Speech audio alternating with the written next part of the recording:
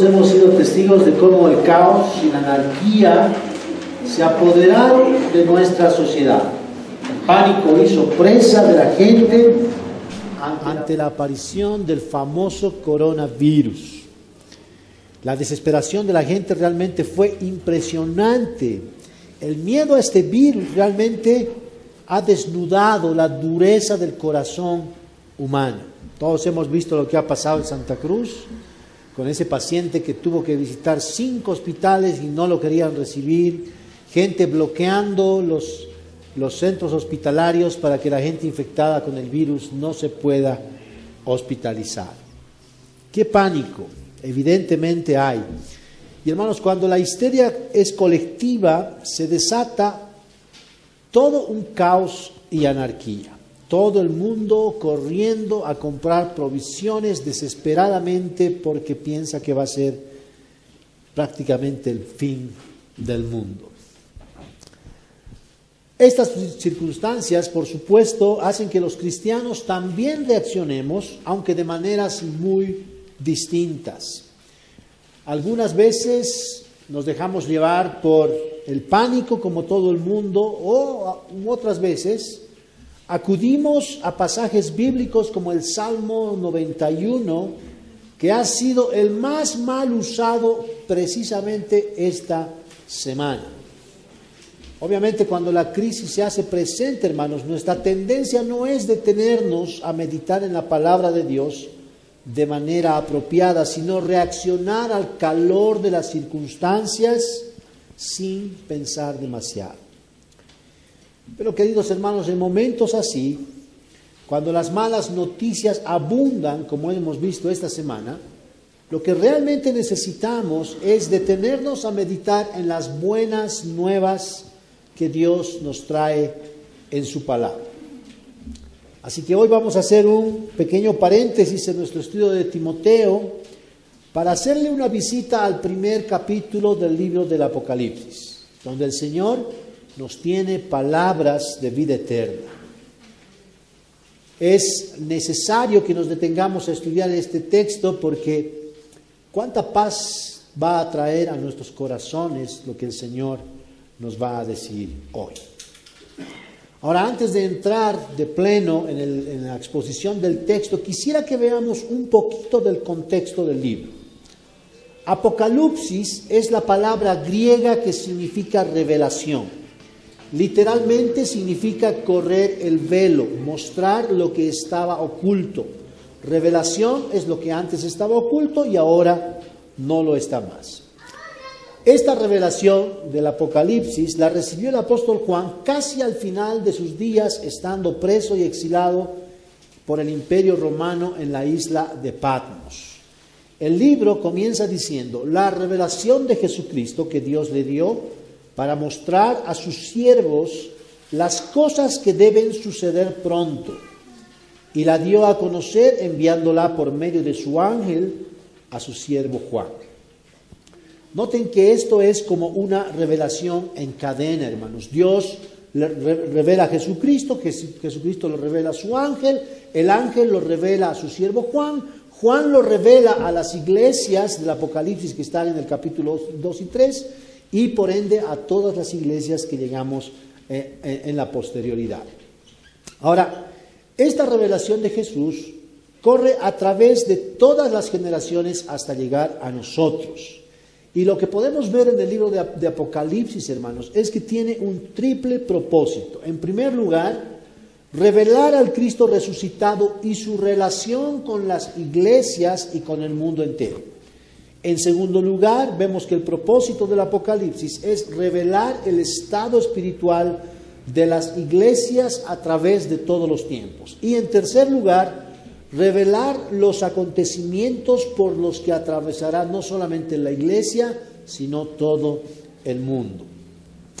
Ahora, la salutación al inicio de este libro comprende a Dios el Padre, Dios el Hijo y también a Dios el Espíritu Santo. La Trinidad en pleno, revelándose a la iglesia y mostrándoles quién verdaderamente gobierna los acontecimientos que van a suceder a lo largo de toda la historia. Además, el libro del Apocalipsis es el único libro de la Biblia que tiene una doble promesa de bienaventuranza o bendición para todos aquellos que lean. El capítulo 1, versículo 3 dice: bienaventurado el que lee y los que oyen las palabras de esta profecía y guardan las cosas que están escritas en ella, porque el tiempo está cerca. ¿Cómo termina el libro?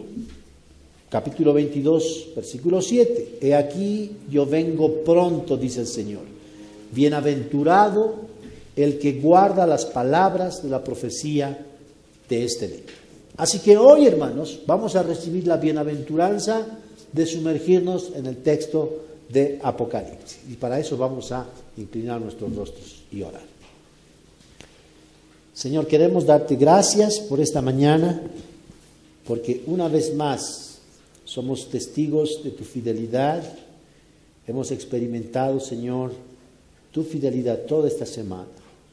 Aún en medio de tantas malas noticias, de tanta gente desesperada, corriendo de aquí para allá, tanta gente sin esperanza, Señor, y sin Dios en el mundo. Tú nos has traído hasta aquí, nos has redimido y, Señor, nos das tu palabra. Y esta mañana, Señor, quiero rogarte porque tu palabra corra viva y eficaz, como tú lo has prometido, Señor. Tú has dicho que tu palabra no va a volver vacía. Te pedimos que eso ocurra esta mañana en medio de todos nosotros. Te lo rogamos para tu propia gloria, en el nombre de Jesús. Amén. Bien, hermanos, vamos al capítulo 1 del Apocalipsis. ¿Quiénes trajeron sus Biblias? Ahora quiero ver todos con Biblias. Bien. ¿Quién más? No celulares, Biblias. Bueno, faltan algunos que se conviertan todavía y traigan sus Biblias. Estamos mejorando, ¿ah? Gloria a Dios, mucho mejor que la semana pasada. Bien, leamos Apocalipsis capítulo 1, versículos 9 al 18, perdón. Dice así: yo, Juan, vuestro hermano y compañero en la tribulación, en el reino y en la perseverancia en Jesús, me encontraba en la isla llamada Patmos a causa de la palabra de Dios y del testimonio de Jesús. Estaba yo en el Espíritu en el día del Señor y oí detrás de mí una gran voz como sonido de trompeta que decía: escribe en un libro lo que ves y envíalo a las 7 iglesias. A Éfeso, Esmirna, Pérgamo, Tiatira, Sardis, Filadelfia y Laodicea. Y me volví para ver quién era la voz que hablaba conmigo, y al volverme vi 7 candeleros de oro, y en medio de los candeleros vi a uno semejante al Hijo del Hombre, vestido con una túnica que le llegaba hasta los pies, y ceñido por el pecho con un cinto de oro. Su cabeza y sus cabellos eran blancos como blanca lana, como nieve. Sus ojos eran como llama de fuego. Sus pies semejantes al bronce bruñido, refulgentes, cuando se le ha hecho refulgir en el horno. Y su voz como el ruido de muchas aguas. En su mano derecha tenía 7 estrellas, y de su boca salía una aguda espada de 2 filos. Su rostro era como el sol cuando brilla con toda su fuerza. Cuando lo vi, caí como muerto a sus pies. Y él puso su mano derecha sobre mí, diciendo: no temas, yo soy el primero y el último, y el que vive. Y estuve muerto, y he aquí, estoy vivo por los siglos de los siglos, y tengo las llaves de la muerte y del Hades. Hay muchísimos detalles en este texto que no nos da el tiempo para explicar esta mañana, hermanos, pero debido a las circunstancias que nos están rodeando, nos vamos a enfocar básicamente en 2 cosas. En primer lugar, la tribulación de los cristianos en esta vida, y en segundo lugar, la autoridad del Señor Jesucristo sobre toda su creación sin excepción. Así que vamos a comenzar con la tribulación de los cristianos en esta vida. ¿Me pueden invitar agüita, queridas hermanas, muy amables? Gracias por su cariño. la tribulación de los cristianos en esta vida. Dice el versículo 9, yo Juan, vuestro hermano y compañero en la tribulación, en el reino y en la perseverancia en Jesús, me encontraba en la isla llamada Patmos, a causa de la palabra de Dios y del testimonio de Jesús. Estaba yo en el Espíritu en el día del Señor, y oí detrás de mí una gran voz, como sonido de trompeta que decía, escribe en un libro lo que ves y envíalo a las 7 iglesias, a Éfeso, Esmirna, Pérgamo, Tiatira, Sardis, Filadelfia, la Odisea y gracia sobre gracia. ¿Dicen amén a eso? Amén, ¿verdad? Ok. Miren, el apóstol Juan aquí está ya muy anciano y está describiendo su experiencia ante la presencia del Cristo glorificado. Esta descripción es como la introducción a las cartas que el Señor Jesucristo le estaba mandando a estas 7 iglesias que estaban en el Asia, lo que hoy es la actual Turquía. Y toda esta revelación el Señor se la dio y vemos una suma de detalles que no podemos pasar por alto en la forma en que se presenta. Dice Juan, yo Juan, vuestro hermano y compañero en la tribulación, en el reino y en la perseverancia en Jesús. Lo que vemos aquí, hermanos, es que ahora en este hombre hay una sencillez difícil de identificar unos años antes en este hombre. Fíjense cómo Juan se identifica con cada cristiano que está sufriendo en ese tiempo. Yo, Juan, compañero en la tribulación, dice. ¿Cuánto ha cambiado este hombre desde aquella vez que le pidió al Señor estar en el lugar de honor cuando el Señor estuviera en su reino? ¿Se acuerdan de eso? Jacobo y Juan y su mamita le pidieron que ellos estuvieran en lugares prominentes cuando él estuviera en su reino. ¿Y cuánto ha cambiado desde la vez que junto con su hermano quisieron hacer llover fuego del cielo sobre la ciudad de Samaria? ¿Y cuánto ha cambiado este hombre desde aquella vez que expulsó a ese hombre que estaba sacando demonios en el nombre de Jesús, pero no formaba de su grupo de amigos, era parte de su grupo de amigos? Realmente vemos una transformación impresionante. Lo que vemos en Juan ahora es humildad. Vemos un carácter forjado a la manera de Dios. Y hermanos, ¿saben cómo forja el carácter Dios en la vida de los creyentes? Con la tribulación, con el sufrimiento. Entonces, su grupo de amigos, era parte de su grupo de amigos. Forjó el carácter de este hombre y lo convirtió en lo que ahora es, aquí en el libro del Apocalipsis. Y hermanos, ¿cuán claro les quedó a los discípulos este asunto de la tribulación en el reino de Dios? Todos ellos conocieron el sufrimiento muy de cerca y ellos supieron que el discípulo nunca puede ser mayor que su maestro. Todos ellos experimentaron lo que el Señor les había anunciado. En el mundo tendréis aflicción. El mundo os aborrecerá, dijo el Señor. Jacobo, el hermano de Juan, fue martirizado por Herodes Agripa en Jerusalén. Mateo murió martirizado en Etiopía llevando el Evangelio.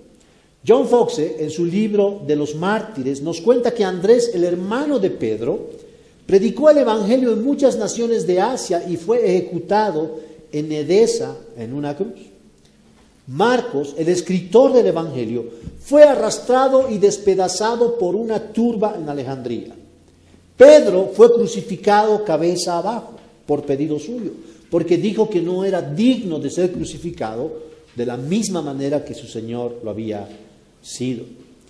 Pablo fue decapitado por el emperador romano, Nerón, y Judas fue crucificado en Edesa. Bartolomé fue azotado y luego crucificado por los idólatras. Tomás predicó el Evangelio en Partia e India, donde fue martirizado, atravesado con una lanza. Lucas fue colgado de un árbol de olivo mientras estaba predicando el Evangelio en Grecia. Dice que Simón el Celote fue crucificado en Gran Bretaña. Y hermanos, vemos que en los compañeros de Pablo también se cumplió este hecho. Erasto, Aristarco, etcétera, todos los que ya conocemos, y tantos otros miles de cristianos anónimos fueron martirizados por confesar que Cristo era el Señor y no el César. Ahora, el punto de todo esto, hermanos, es que así como su fundador, la iglesia iba a comenzar a experimentar una intensa oposición, no solamente del mundo pagano, sino también de todas las huestes espirituales de maldad.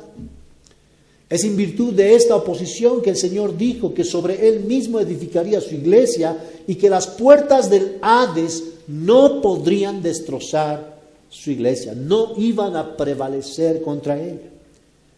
Y hermanos, a lo que vemos a lo largo de la historia es que Satanás y sus huestes hicieron todo lo posible por destruir la iglesia del Señor Jesucristo. Y usaron a judíos y a romanos para hacerlo.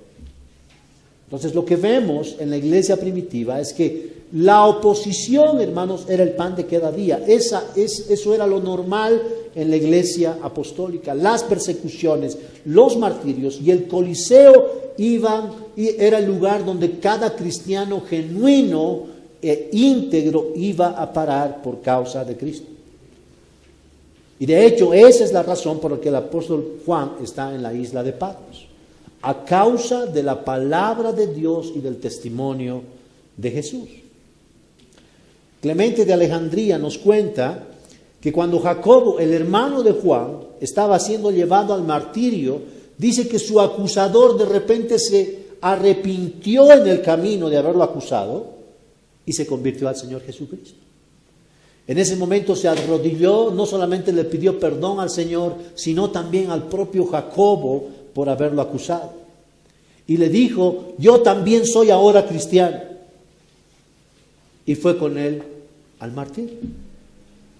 Jacobo ese día no fue solo a recibir la corona del martirio. Ambos fueron decapitados juntos.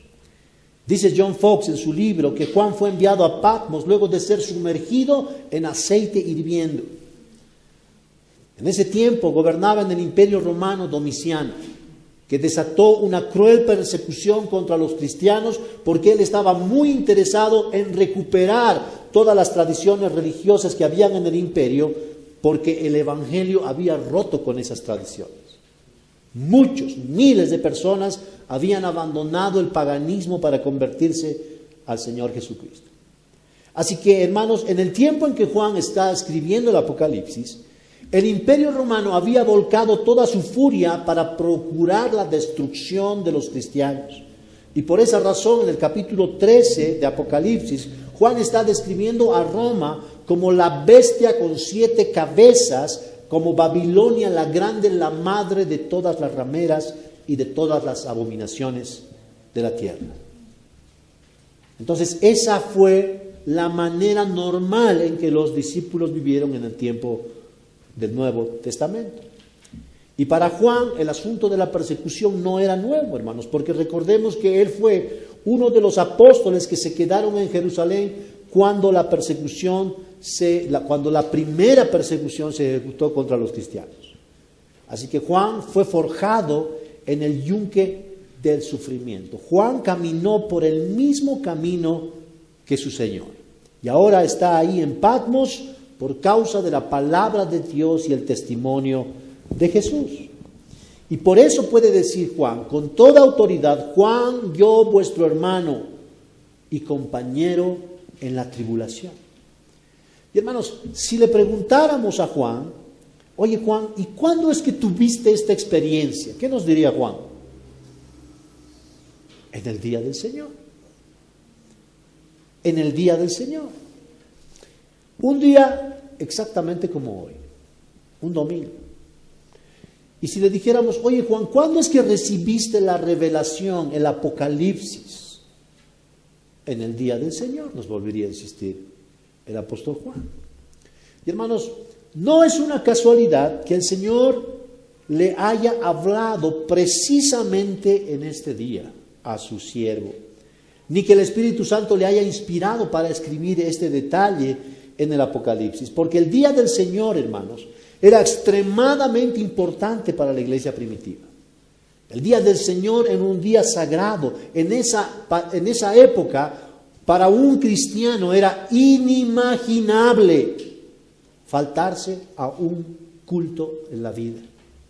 Eso no estaba en la mente de los cristianos. No congregarse junto con los redimidos era realmente una atrocidad para los cristianos de ese tiempo. ¿Por qué? Porque para los cristianos en ese tiempo, el domingo era el día de la celebración, una celebración sin igual, hermanos.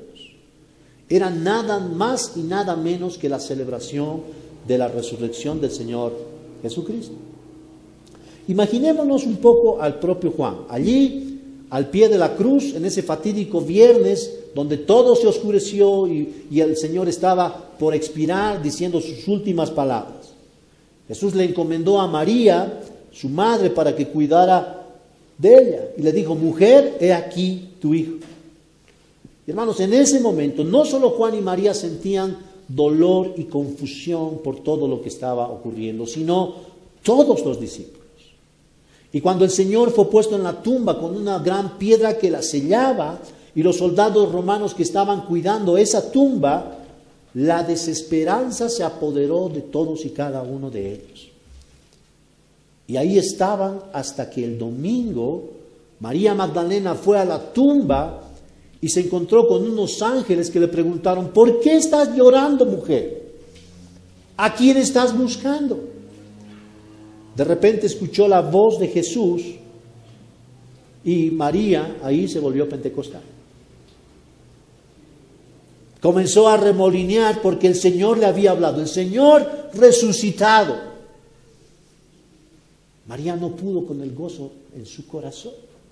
Dice el Evangelio que fue corriendo a avisarles a los discípulos que el Señor había resucitado, y todos estaban lamentándose y llorando, y María les estaba diciendo, he visto al Señor. Dicen los Evangelios que Juan y Pedro salieron corriendo desesperadamente para ver si esto era cierto. Pero no vieron al Señor hasta el domingo en la tarde, cuando el Señor se les apareció de repente en medio de ellos y les dijo, paz a vosotros. Luego, cuando Jesús estuvo resucitado, luego de unos días, dice el Evangelio que se les apareció a los discípulos en el mar de Tiberias. Cuando Juan le dijo a Pedro, es el Señor, dice que Pedro se tiró al agua y fue nadando desesperadamente para encontrarse con el Señor. Entonces imagínense, hermanos, cuál era la reacción de los discípulos con la noticia de la resurrección. Era increíble el gozo de todos ellos, sintiendo que realmente el Señor había resucitado. Y a partir de entonces, el día del Señor es el día domingo, el día de la resurrección. Ahí fue que los apóstoles pasaron del día sábado, del día de reposo, al domingo, porque el domingo fue el día de la resurrección, y por eso nosotros los cristianos nos congregamos el domingo. El día de celebrar que el Señor venció la muerte, venció el pecado, venció a Satanás y a todas sus huestes espirituales de maldad. Ahora, hermanos, imagínense esta victoria. Todo lo que oprimió a la humanidad a lo largo de todas las generaciones fue definitivamente solucionado por el Hijo de Dios ahí en la cruz, ahí en su resurrección.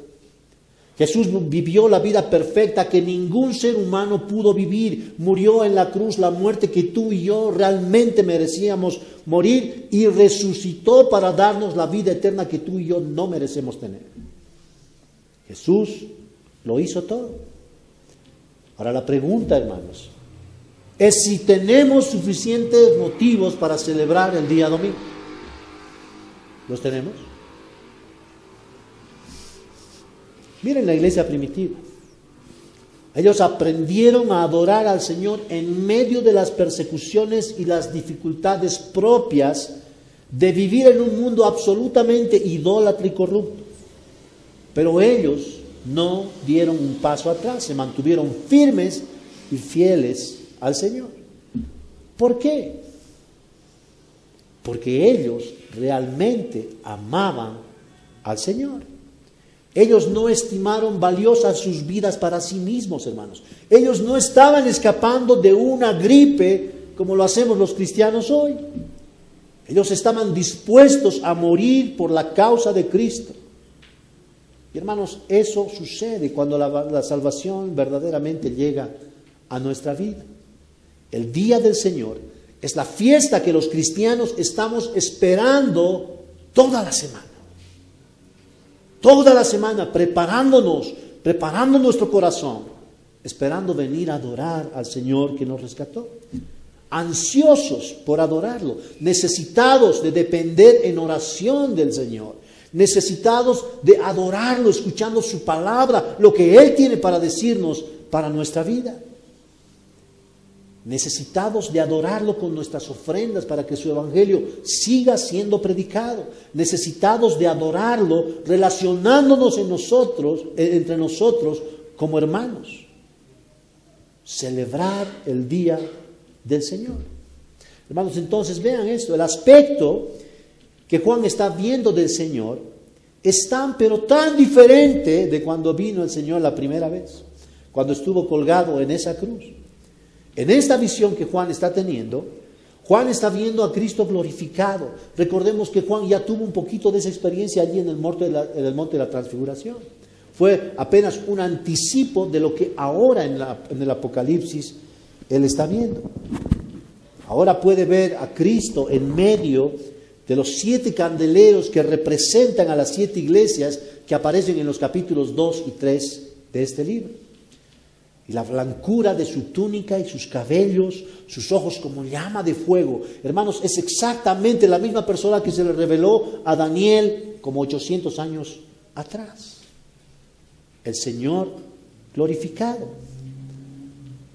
Y sus ojos como llama de fuego que lo escudriñan todo. Sus pies semejantes al bronce bruñido y su voz como estruendo de muchas aguas. En su mano tenía las 7 estrellas y de su boca salía una aguda espada de doble filo. Su rostro era como cuando el sol brilla con toda su fuerza. ¿Y qué te pasó, Juan, cuando viste todo eso? Y Juan dice, oh, caí como muerto. Caí como muerto. Y hermanos, yo me pongo a pensar en esta experiencia. Y sinceramente yo les confieso que tengo envidia de Juan.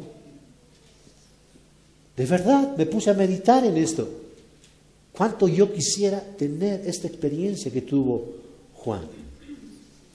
Y hermanos, toda esta presentación, todos estos detalles que ilustran el poder, la divinidad y la autoridad del Señor Jesucristo, son para que sepamos quién realmente manda en este mundo y en la iglesia. Y pese a que los cristianos en ese tiempo estaban pasando por una gran tribulación, ellos tenían que saber quién era el que estaba gobernando las naciones, quién era el que estaba llevando los eventos a un término, a un final feliz. El Señor es el que estaba en control de todo. Escuchen lo que le pasó a Juan luego de caer como muerto. Él nos sigue contando su experiencia y dice que el Señor puso su mano sobre su hombro y le dijo, no temas, yo soy el primero y el último y el que vive y estuve muerto. He aquí, estoy vivo por los siglos de los siglos y tengo las llaves de la muerte y del Hades. Hermanos, noten cómo el amor y cuidado del Señor están sobre su siervo.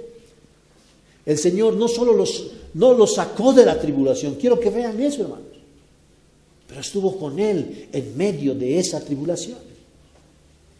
Y lo estaba animando, haciéndole ver en manos de quien realmente estaba él y toda su iglesia. He aquí, yo vivo por los siglos de los siglos y tengo las llaves de la muerte y del Hades. ¿Qué le podría pasar a Juan? Lo peor que le podría pasar. ¿Podrían decapitarlo? ¿Podrían crucificarlo? ¿Podrían volverlo a sumergir en el aceite hirviendo, hermanos? No importaba. ¿Por qué? Porque Jesús estaba con él. Juan tenía la certeza de que Jesús era el que estaba gobernando el mundo. Juan sabía perfectamente que la tribulación en la vida de los cristianos tiene un propósito santificador, purificador. Hermanos, no es por mala suerte que sufrimos, no es el destino el que nos impone el sufrimiento, no es el azar el que elige a quién sufre y quién no. Es el Dios soberano del universo, y por esa razón el profeta Amós en el Antiguo Testamento dice: ¿habrá alguna maldad, algún mal en la ciudad, el cual Jehová no lo haya hecho? Cuán bien conocía Amós a su Dios. ¿Habrá algún mal en esta ciudad que Jehová no lo haya hecho, hermanos? Además, ¿cómo podremos ser hechos a la imagen y semejanza del Señor Jesucristo sin tribulación? Hermanos, eso es imposible. Eso es imposible, porque los cristianos hemos nacido de nuevo para padecer en este mundo. Esa es una realidad incontestable. El apóstol Pablo alentaba a los ánimos de los cristianos, diciéndoles que era muy necesario pasar por muchas tribulaciones para entrar al reino de Dios. Y hermanos, en este tema que está aterrorizando al mundo en este tiempo, ¿tendrá acaso el coronavirus la potestad de escapar al gobierno soberano de Dios? ¿Algún cristiano podrá ser infectado por este virus sin que Dios lo haya permitido? ¿Habrá algo que se pueda escapar en todo este universo del gobierno soberano de Dios? No lo hay, hermanos. Y de eso nos vamos a ocupar en nuestro segundo punto, al ver la autoridad del Señor sobre toda su creación. Dice el versículo 17: cuando lo vi, caí como muerto a sus pies. Y él puso su mano derecha sobre mí, diciendo: no temas, yo soy el primero y el último, el que vive y estuve muerto, y he aquí, estoy vivo por los siglos de los siglos, y tengo las llaves de la muerte y del Hades. Lo que vemos aquí, hermanos, es que la experiencia del apóstol Juan fue tan parecida a la experiencia de Isaías, ahí en el capítulo 6 de su libro. Isaías contempló la gloria del Señor y vio su propia miseria. Y hermanos, la Escritura nos dice que contemplar la gloria de Dios siempre produce un trauma en la mente y la conciencia de los hombres que pudieron ver esta gloria. Dios le advirtió a Moisés precisamente de eso, cuando Moisés le rogó que le mostrara su gloria. El Señor le dijo: no puedes ver mi rostro, porque nadie puede verme y seguir vivo. Ahora, esto nos lleva a pensar en lo asombrosa que es la gracia de Dios de mostrarse en una medida que no nos mate, hermanos. Esto es impresionante.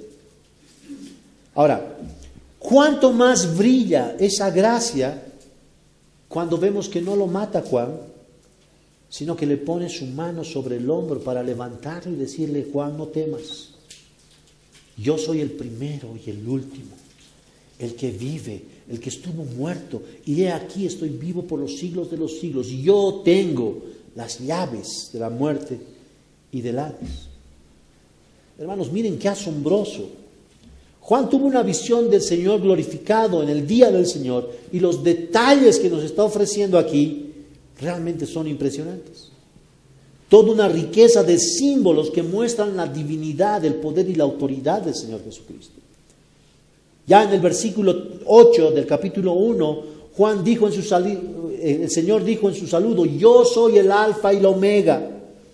Dice el Señor Dios, el que es, el que era, el que ha de venir, el Todopoderoso. Hermanos, esta frase refleja el carácter eterno del Hijo de Dios, refleja su deidad. Él es el Dios incomparable, el eterno, como decíamos la semana pasada, el inefable, el indescriptible. Y hermanos, cuando en el versículo 8 dice: yo soy el Alfa y la Omega, se está refiriendo a la primera y a la última letra del alfabeto griego. Es como si nosotros dijéramos hoy: Cristo es de la A a la Z, el todo. ¿Se dan cuenta? Eso es lo que quiere transmitirnos aquí Juan. Está describiendo no solamente la eternidad, sino la plenitud y la centralidad del Señor Jesucristo en toda la revelación de Dios al ser humano. Ahora, la idea que está presente aquí es que Él es el principio y el fin al mismo tiempo, hermanos. Al mismo tiempo. ¿Y quién puede ser eso sino solamente Dios? Ahora es muy interesante que hay varios paralelismos a lo largo de todo el libro de Apocalipsis que están expresando esta misma idea del principio y el fin, pero intercambiando este atributo entre Dios el Padre y Dios el Hijo. En el 1.8 Dios dice: yo soy el alfa y la omega. En el 1.17 Cristo dice: yo soy el primero y el último. En el 21.6 Dios el Padre dice: yo soy el alfa y la omega, el principio y el fin. Y en el 22.13 dice Cristo: yo soy el alfa y la omega, el primero y el último, el principio y el fin. Y hermanos, todo esto por supuesto tiene que ver con la unidad del Hijo de Dios, la unidad que Cristo tiene con el Padre, y en cómo Dios se reveló a Moisés siglos atrás en una zarza ardiente. ¿Recuerdan eso? ¿Cómo se presentó el Señor a Moisés? Él le dijo: yo soy el que soy. Y hermanos, no es una casualidad que en el Evangelio de Juan Jesús 7 veces habla exactamente de sí mismo en los mismos términos. Yo soy el pan de la vida, yo soy la luz del mundo, yo soy la puerta, yo soy el buen pastor, yo soy la resurrección y la vida, yo soy el camino, la verdad y la vida, yo soy la vid. 7 veces Jesús está diciendo: yo soy el que soy. En otras palabras, está diciendo: yo soy Jehová. ¿Ven eso, hermanos? Esa fue la razón por la que los fariseos quisieron apedrearlo. Ellos le dijeron: no te apedreamos por ninguna buena obra, te queremos apedrear porque te estás haciendo igual a Dios. Pero Jesús era Dios. No es que se estaba haciendo igual a Dios. Jesús era verdaderamente Dios. Entonces, hermanos, el gran yo soy, el eterno, el inconmensurable, el indescriptible e infinito Dios creador de todas las cosas, se hizo hombre y tomó forma de siervo y tuvo muerte de cruz para pagar por los pecados de gente que le aborrece con toda su alma. El gran yo soy se hizo hombre para venir a redimir a los esclavos del pecado, a los que estábamos viviendo bajo el dominio de Satanás, sin esperanza y sin Dios en el mundo. Él vino a salvar a los condenados al infierno eterno. Él vino y vivió como hombre perfecto, cumpliendo perfectamente la ley de Dios cada segundo de su vida. Él vivió la vida que tú y yo no podemos vivir. Sufrió el castigo que tú y yo merecemos sufrir y murió la muerte que tú y yo merecemos morir. Pero no se quedó en la muerte, sino que Él resucitó para luego darnos la vida eterna que tú y yo no merecemos tener. Y hermanos, si eso es una verdad para nosotros, también lo fue para el propio apóstol Juan. Él fue beneficiario exactamente en la misma medida que lo somos tú y yo en este día. Ya Cristo lo hizo todo. Su persona y su obra son perfectas. Y esa es la razón por la que el Señor está glorificado a la diestra del Padre, gobernando con poder y gloria sobre toda su creación.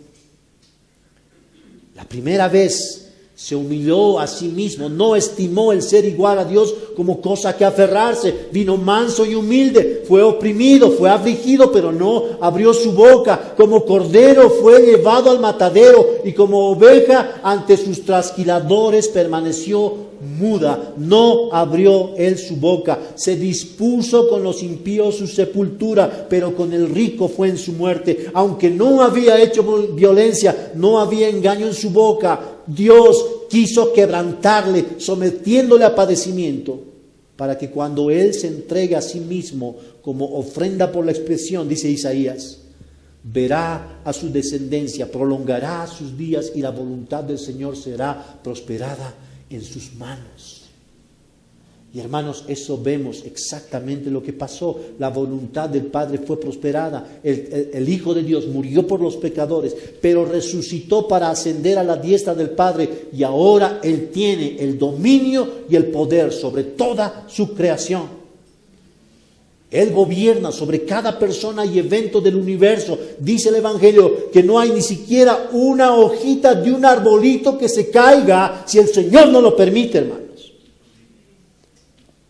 Él no descuida ni siquiera un pajarillo del campo. Y Él nos dice que aún nuestros cabellos están contados. ¿Quién puede contar sus cabellos? Hagan la prueba. Bueno, con madre va a ser. Pero ¿se dan cuenta, hermanos? Es imposible, no podemos contar nuestros cabellos. Pero Dios lo sabe. Dios lo sabe. Y hermanos, no existe una galaxia o un planeta que estén exentos del control de Dios. No existe un meteorito que se mueva fuera del gobierno de Dios. Los científicos están todo el tiempo teniendo temor de que un meteorito vendrá y nos chocará y destruirá el mundo. Pero Dios tiene control sobre todo eso, hermanos. Dice Apocalipsis 4:12 que Él creó todas las cosas y por su voluntad existen y fueron creadas. Y Hebreos 1:3 nos dice que Él es quien sustenta todas las cosas con la palabra de su poder. Hermanos, no hay un solo átomo independiente de Dios y tampoco existe un microbio ni un virus que haga algo que Dios no le haya permitido que haga. No existe nada en nuestro universo sin un propósito específico en el plan perfecto de Dios. Y hermanos, si solamente hubiera un solo virus que se moviera independientemente de Dios, entonces Dios no sería Dios y el virus no sería virus, sería Dios. Entonces la pregunta para todos nosotros aquí, hermanos, ¿por qué tener tanto temor? Si sabemos que nuestro Dios, el Dios Trino, gobierna con absoluta soberanía. Ya en el versículo 5, Juan dijo con absoluta certeza que Él es el Señor soberano de los reyes de la tierra. En el versículo 6 declara que Él es el dueño de la gloria y el dominio por todos los siglos, hermanos. ¿Por qué tanto temor a un virus? Si nuestro Dios gobierna. ¿Por qué tanto temor a la muerte? Nuestro Cristo es el que tiene las llaves de la muerte y del Hades. Hermanos, la muerte no actúa independientemente de Cristo. No, y saben, esto es crucial que entendamos, hermanos. El Señor Jesucristo es el que tiene las llaves de la muerte. No las tiene un coronavirus. El Señor Jesucristo es quien tiene esas llaves. La muerte no actúa independientemente de Dios. El virus no actúa independientemente de Dios. Este virus se postra delante de Dios. Este virus está al servicio de Dios, hermanos. Y hará lo que tiene que hacer bajo el absoluto gobierno de Dios para cumplir sus propósitos eternos e incomprensibles para nosotros. Dice Dios en Isaías: porque mis pensamientos no son vuestros pensamientos. Mis pensamientos son mucho más altos que los tuyos. Así como el cielo es tan alto de la tierra, así son mis pensamientos contra los de ustedes. Mucho más que vuestros pensamientos. Hermanos, pensemos esto. ¿Acaso Dios no tuvo el control sobre la muerte de su propio Hijo? Pedro en el Pentecostés predicó que Jesús fue entregado por el plan predeterminado y el previo conocimiento de Dios. Aun cuando hombres malvados lo crucificaron y mataron. Todo salió tal y como Dios lo había decretado antes de la fundación del mundo. Y hermanos, una cosa más. ¿Acaso el Señor no tuvo control sobre la muerte de cada uno de sus discípulos? Por supuesto que sí, hermanos. Todos murieron tal y como Dios había dispuesto que murieran. Todos. Pensemos en el propio Juan, que escribió el Apocalipsis. Vivió y murió tal como Dios lo había planificado. ¿Recuerdan cuando el Señor se le presentó ahí en el lago de Tiberias a los discípulos y les hizo ese desayunito de pescaditos al rescoldo? ¿Recuerdan eso?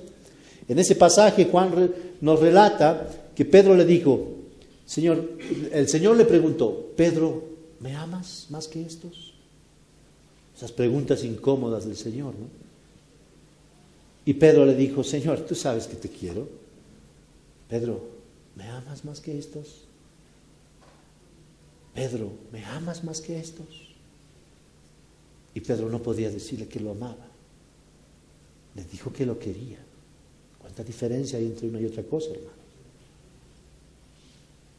Ahora, ya vimos que Pedro fue crucificado con la cabeza abajo. Pero ahí en ese texto de Juan, el Señor le dice a Pedro la manera en que él iba a morir y en la que iba a glorificar a Dios con su muerte. Dice el Señor, cuando seas viejo extenderás las manos, otro te vestirá y te llevará a donde no quieras. Esto dando a entender la clase de muerte con que Pedro glorificaría a Dios. Y habiendo dicho esto, le dijo, sígueme. Pedro fue crucificado de la misma manera que el Señor le dijo. Ahora, hermanos, humanamente hablando, es una tragedia. Pero ¿saben qué? De acuerdo a cómo el Señor ve las cosas, la clase de muerte que Pedro tuvo glorificó al Señor. ¿Se dan cuenta de eso, hermanos? Cada uno de los discípulos tuvo la muerte que Dios quiso que tuviera y con esa muerte glorificaron al Señor, aun cuando todos ellos sufrieron muertes terriblemente violentas. Ahora, ¿saben qué? Juan, el escritor del Apocalipsis, fue el único de los apóstoles que vivió hasta este tiempo. El único del que se dice que no murió violentamente. ¿Por qué pasó eso? Porque al Señor así le plugo, hermanos. Simplemente. Él es soberano también en eso. En el mismo pasaje del Evangelio de Juan, vemos que después de decirle cómo moriría Pedro, el Señor le dijo, sígueme. Entonces en el versículo 20 dice que Pedro, volviéndose, vio que le seguía Juan por detrás y le dijo, Señor, ¿y por qué se viene a meter aquí? Pedro quería la exclusividad. ¿Se dan cuenta? Estaba celoso de Juan. Y el Señor le dijo, ¿y si él viene a ti qué? Y si yo quiero que quede hasta que yo vuelva, ¿a ti qué? Tú sígueme. Autoridad. Ahora, hermanos, eso que dijo del apóstol Juan se cumplió. Porque Juan se quedó hasta que el Señor volvió y se le presentó aquí en el Apocalipsis, en esta revelación. El Señor es soberano. Él tiene todo el control de nuestra vida y de nuestra muerte. Ahora, aun cuando los discípulos malinterpretaron la palabra del Señor, y por eso surgió el dicho de que Juan no iba a morir, el mismo Juan aclara en su evangelio en el versículo 23 y dice que Jesús no le dijo que no moriría, sino que si yo quiero hasta que quede hasta que yo venga, ¿a ti qué? Ahora, eso se cumplió al pie de la letra. Juan fue el último de los discípulos, hasta que el Señor lo encontró ahí en la isla de Patmos para darle la última revelación. Y hermanos, el Señor fue lo suficientemente soberano para hacer eso. Y si todos los discípulos glorificaron a Dios con su muerte, ¿acaso es posible que muera algún cristiano sin la muerte que Dios ha previsto que muera? Eso no va a pasar, hermanos. Sea con un virus, sea con un accidente, sea con una enfermedad, es el Señor el que tiene las llaves de la muerte y el que dispone el día de nuestro nacimiento y el día de nuestra partida. Él es el soberano. Y hermanos, tanto la muerte de un impío como la muerte de un cristiano le da la gloria a Dios de una manera que nosotros no entendemos. Quizás lo comprendamos cuando estemos en su presencia, pero mientras tanto, que bien le hará a nuestras almas el vivir confiados en que si morimos, morimos para Cristo, y si vivimos, vivimos para Cristo. Ahora, claro, esa convicción viene del Espíritu Santo. Y solamente los cristianos tenemos el Espíritu Santo morando en nuestros corazones.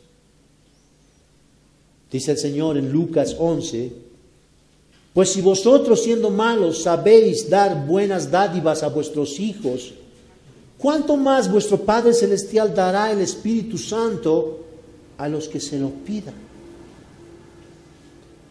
¡Qué esperanza! para los que todavía no tienen el Espíritu Santo viviendo en sus corazones. Tú que todavía no te has convertido al Señor con todo tu corazón, ¿por qué no se lo pides ahora? Pídele el Espíritu Santo, Él dice que te lo va a dar. Porque solamente cuando recibas el Espíritu Santo de Dios podrás sentir el amor de Dios derramándose en tu corazón de una manera tangible. Solamente teniendo el Espíritu Santo. Y si el amor de Dios inunda tu corazón, vas a perder todo el temor, como dice el apóstol Juan en su primera epístola. El perfecto amor echa fuera todo temor. Los cristianos no debemos temer.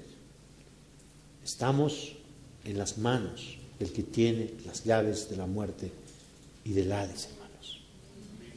Vamos a orar.